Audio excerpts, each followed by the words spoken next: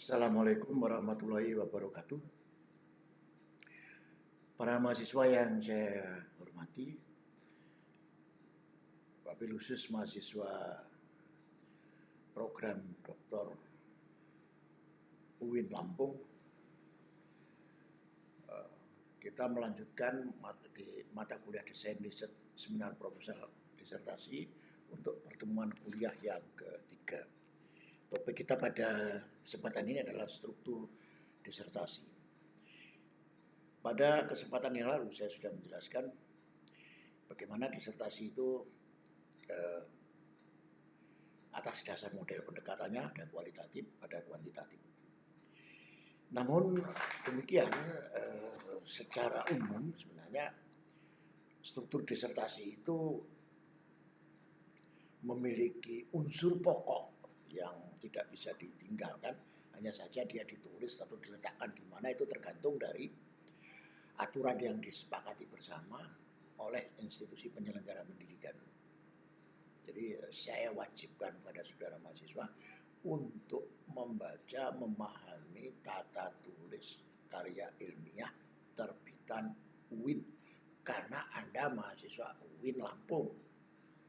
Jangan ngambil yang dari Unila, jangan ngambil dari UBL atau dari Sapure, jangan, atau dari Gajah Mada, jangan. Karena aturan itu ada di sini dan itu aturan yang harus disepakati, yang harus Anda pedomani. Baik, kita kembali kepada struktur disertasi. Yang pertama, struktur disertasi itu punya bab pendahuluan. Apa isinya? Bab pendahuluan itu menyajikan uraian latar belakang tentang objek penelitian yang menarik untuk diteliti.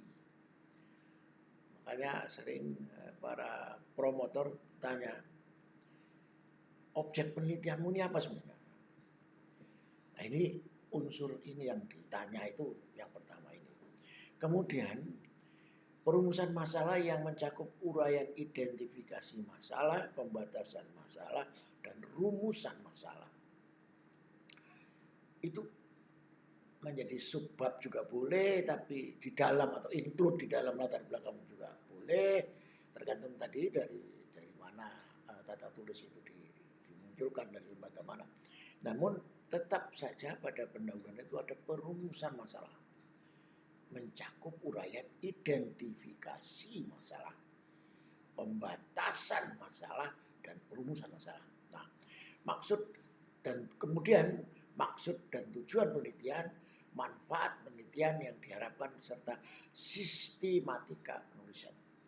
Jadi tampak sekali di pendahuluan itu secara ginekologis keilmuan dilihat dari filsafat ilmu, nampak sekali ontologi, epistemologi, dan aksiologi dari penelitian saudara, dari disertasi saudara.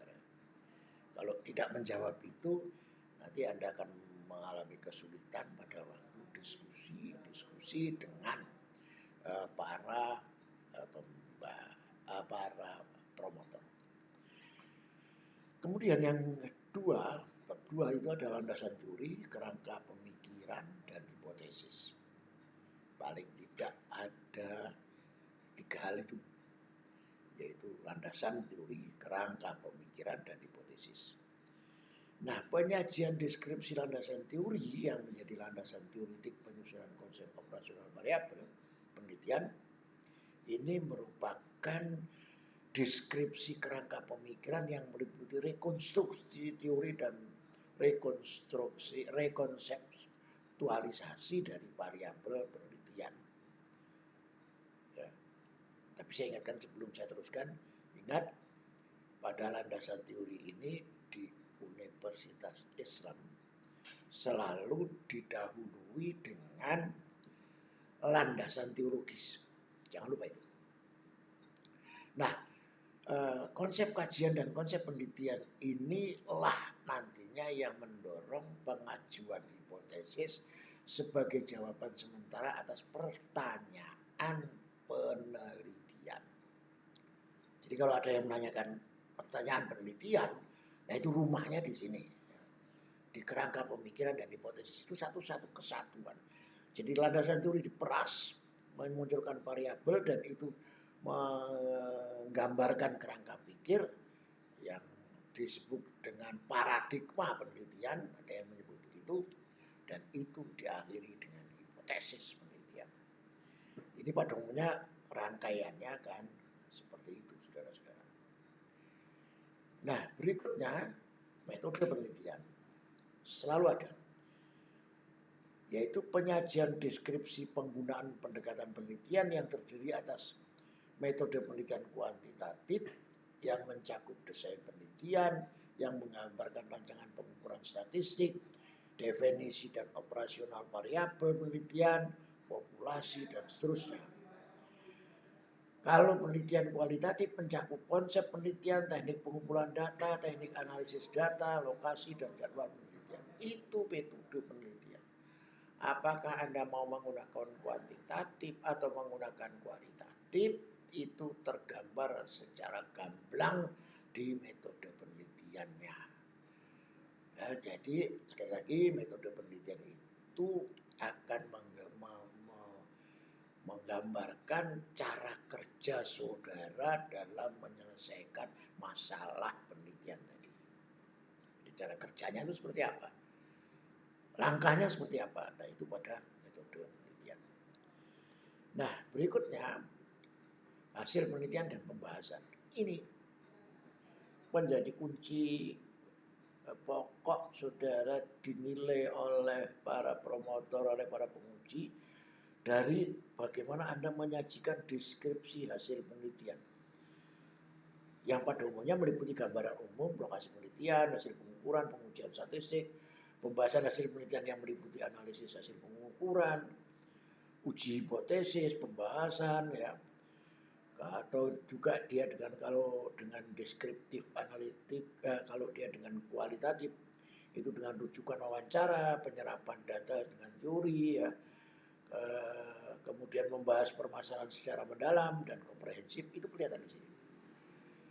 Bagaimana Anda berdialog dengan data yang Anda peroleh dan bagaimana Anda mensintesakan, mendeskripsikan ke dalam suatu uraian yang mendalam dan tajam, itu justru pada hasil penelitian dan pembahasan. Ada dua peneliti yang berbeda membahas sesuatu yang sama, tetapi yang satu bisa menceritakan dengan sangat gamblang dan tegas, yang satu tidak lebih hanya juru potret. Ada yang begitu. Nah, ini menunjukkan bagaimana pengakuan orang terhadap hasil penelitian itu dari sini kelihatan. Apakah disertasi ini hanya tesis yang dipertebal atau tumpuan-tumpuan tabel, nah itu kelihatan di sini. Ya. Nah, di bab yang 5 yaitu kesimpulan dan saran. Ini menyajikan pokok-pokok kesimpulan dari pembahasan hasil penelitian dan saran apa yang akan dipakai. Ingat, kesimpulan itu menjawab tujuan penelitian. Yang saudara sarankan itu saran terhadap kesimpulan tadi. Kalau kesimpulan A sehingga disarankan seperti apa, kalau B seperti apa, itu disarankan. Jadi harus selalu kontekstual dan selalu gandeng, bukan selalu tertampil utuh seperti itu. Nah, saya ingin mengajak Anda melihat sisi lain. Ada struktur pengkajian ilmiah yang lebih simpel lagi dengan melihat pola seperti ini. Ya, ada metode ilmiah dan penelitian ilmiah. Kalau metodenya lihat Anda sana, lihat penyusunan masalah, hipotesis, pengujian, kesimpulan. Itu lihat. Lalu apa isinya? Kalau masalah itu isinya seperti itu. Hipotesis isinya seperti itu. Metodologi isinya seperti itu. Pengujian hipotesis seperti itu. Kesimpulan seperti itu. Rancangannya lebih rumit. Ini bisa Anda dijadikan semacam pegangan yang sifatnya tidak kaku tapi melihat situasional dan mengacu kepada bentuk dari aturan-aturan yang sudah disepakati bersama di dalam institusi, yaitu dalam bentuk tata tulis penulisan karya ilmiah. Selanjutnya, saudara-saudara, bagaimana kita menulis disertasi itu? Secara ringkas, alurnya seperti ini. Saya sering tanya, topik penelitianmu apa? Bukan judul. Oh, judul itu bisa ganti 4, 5, 6 kali, tapi topik enggak. Kata kuncinya apa? Nah itu. Terus mencari dan menelaah masalah apa yang ada di sana. Ya.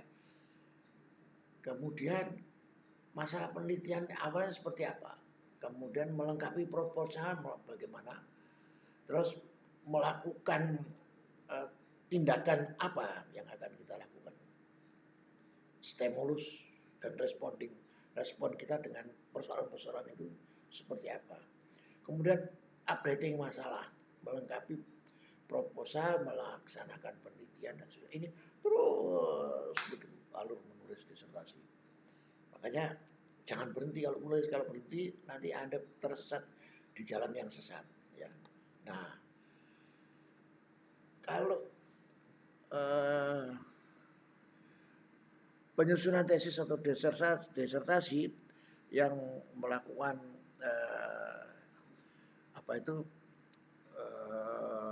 penelitian yang dalam bentuk lain, ini salah satu contoh seperti ini. Kalau kuantitatif bagaimana, kalau kualitatif bagaimana, itu bisa dilihat di sini, di model yang tampilannya oleh tab ini.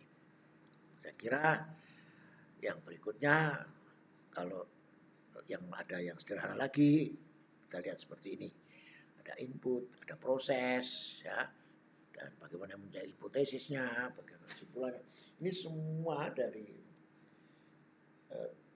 caption yang 1, 2, 3 yang ke atas ini tadi, ini membantu rekonstruksi berpikir Anda bahwa menulis disertasi itu merupakan suatu alur yang tidak bisa dipisahkan satu dengan yang lain. Dan pada umumnya orang akan mengalami kesulitan jika dia berhenti dan meninggalkan terlalu lama tulisannya. Apa yang terjadi? Mereka akan kehilangan suasana kebatinan pada saat penulisan. Itu berbahaya. Akibatnya orang menjadi malas, studinya tidak selesai-selesai. Saya kira itu dari saya pada kesempatan ini. Assalamualaikum warahmatullahi wabarakatuh.